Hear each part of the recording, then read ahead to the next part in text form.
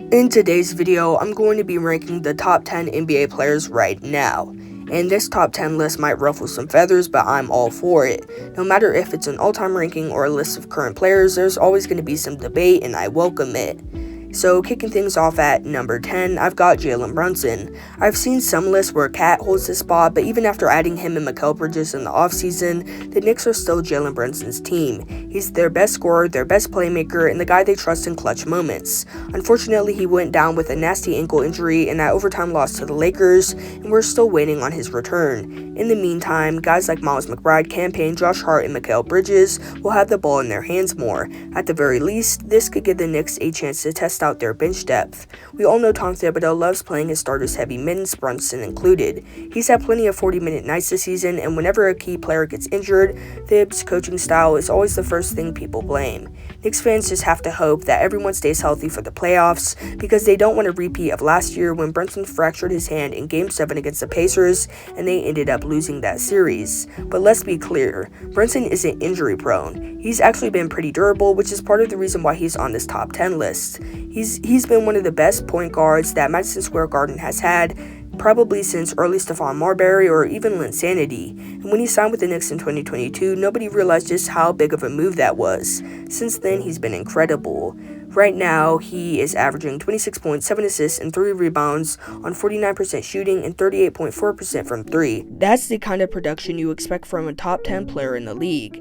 At number 9, I've got Kevin Durant. We always talk about LeBron James when it comes to longevity, but KD doesn't get nearly enough credit. At 36, he's still putting up elite numbers, which is even more impressive considering he came back from an Achilles tear, which is a career-altering injury for most players. A lot of guys never return to the same level, but Durant, he's still out there getting buckets like he always has. That said, if you watch him play, you can tell he's not attacking the rim as much and is relying heavily on his jumper. The numbers still look like a number 1 option, but I'm starting to feel like he doesn't put enough pressure on the rim to truly carry an offense. We saw him thrive in Golden State, where he wasn't just isolating but playing within Steve Kerr's system. In Phoenix, though, he's been in ISO mode a lot more, and the team's chemistry just hasn't been great.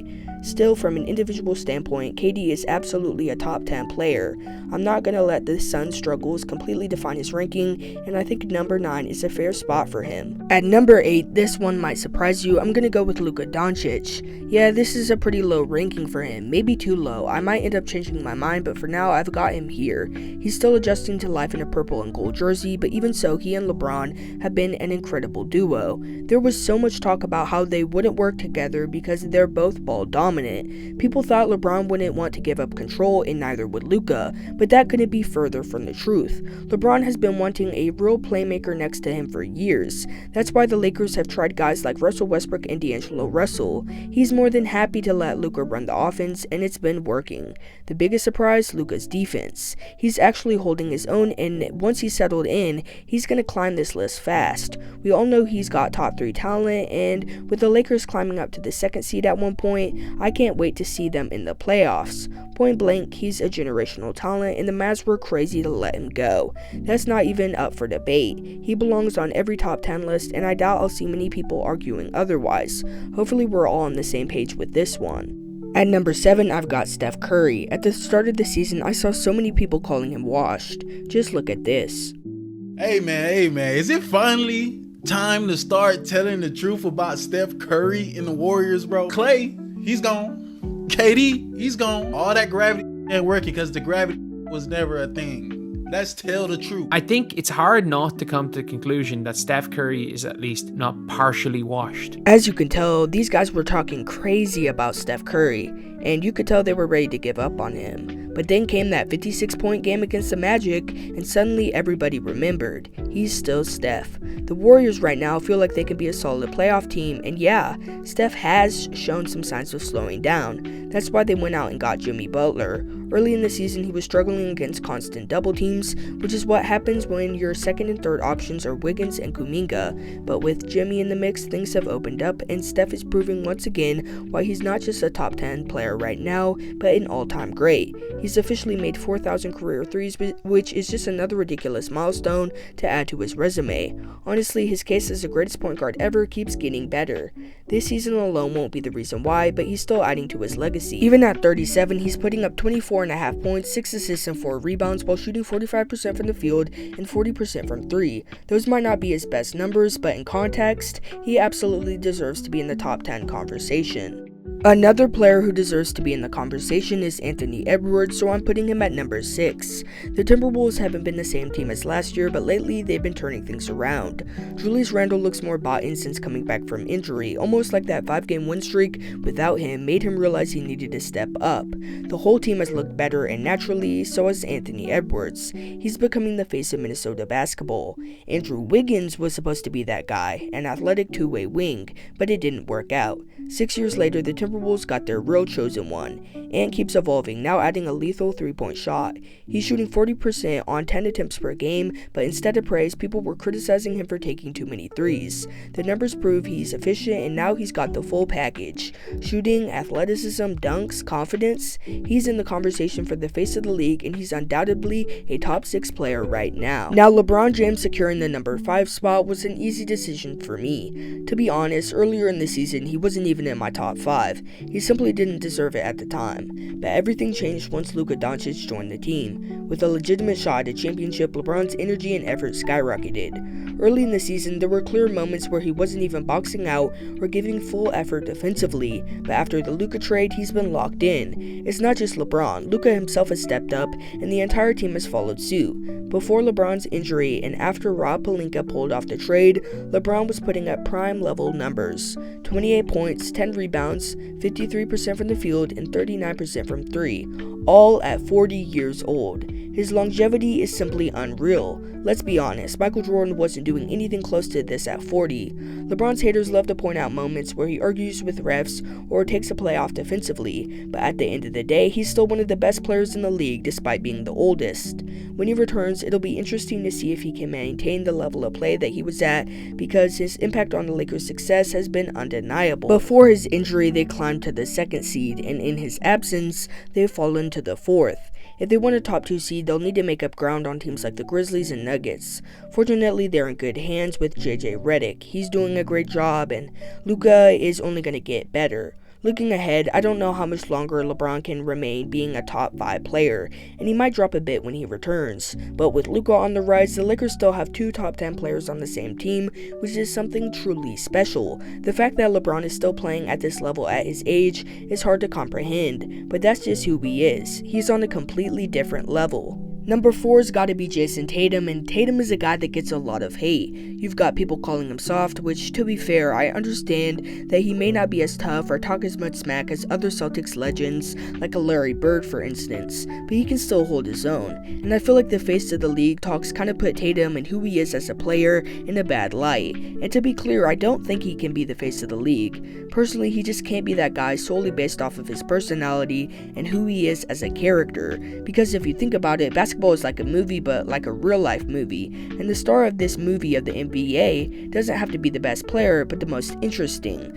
Someone with confidence and good storylines and crazy bounce. That's who a movie producer would make a star out of, and Jason Tatum doesn't fill that bill. However, where people get it confused is they think that means that he isn't a good basketball player, which couldn't be further from the truth. He's number 4 on this list because I wanted to give some respect to the defending champion Boston Celtics, and he played a big role in their title last year after all. He's a good scorer and actually a pretty solid defender, to the point where I could see if it's a Boston Celtics vs Cavs finals matchup in June, Joe Mazzulla could give him some opportunity to guard Evan Mobley, and Mobley is an all-star player who's actually bigger than Tatum, so that just shows that Tatum can play some defense. Overall, I like the ranking I put him at, and I probably put him higher than I normally would because I took into account that he did just win a championship, but when it comes to individual awards like MVP, he's at a disadvantage. The Celtics are so stacked that he doesn't carry the same workload as some of the guys ahead of him, so he may never get the MVP to help him when it comes to these conversations. For me, Tatum is safely in the top 10, but also clearly outside the top 3. I just don't see a world where he reaches that level this year because the players ahead of him are simply better, so I think this ranking is pretty fair. At number 3, I've got Giannis. The Bucks won the NBA Cup this season, which was a good sign, but it's not the ultimate goal. After last year's disappointing first-round exit due to injuries, especially with Giannis missing time, they need a deep playoff run. With Dame now in the mix, there are no excuses. After all, Giannis' injuries are part of what's been allowing teams like the Celtics to consistently be the powerhouse of the East. But maybe in a series, he can at least give the defending champs a run for their money. Only thing is the role players surrounding him aren't really championship level. They still have the same core that won a championship in 2021, but they've just aged a ton. They had the Kyle Kuzma addition at the deadline, which I really wasn't that big of a fan of, but they did need to part ways with Chris Middleton, and so they pulled off a deal. So maybe that'll be enough to at least make this team have a better player performance than last year, because I know Giannis can be the best player in every single series he goes into, but the bigger question is if he can be on the best team in every single series he goes into. And the answer to that question isn't very easy. Regardless of the team, which needs to acquire some better role players, Giannis on his own is a Hall of Fame player in his prime who can make some serious noise in the league.